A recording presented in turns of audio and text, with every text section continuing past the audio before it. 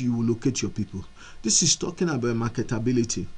So you are also going to pray that God will send your people to you, send you to your people. Moses prayed the prayer, this prayer to concerning Reuben in Deuteronomy chapter 33. Lord, send his people to him. Bring him to his people. Because the family of Reuben was diminishing. And Moses prayed that prayer during his farewell prayer.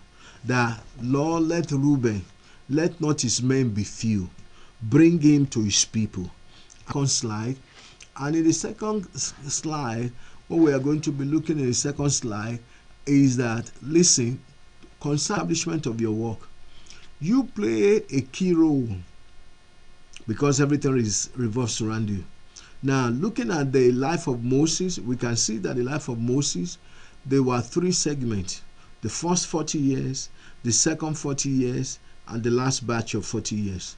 Now, we could, superimpose a timeline on, or are you in your spiritual formation years, or in your career formation years, or in your strategic formation years?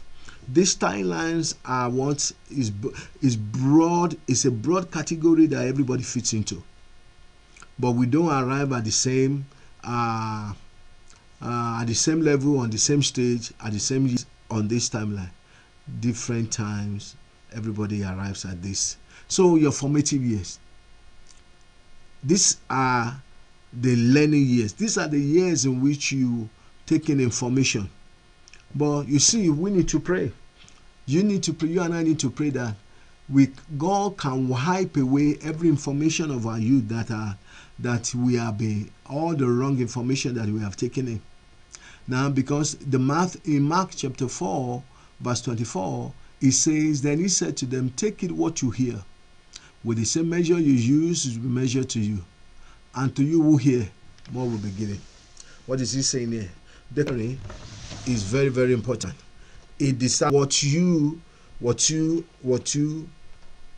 become eventually.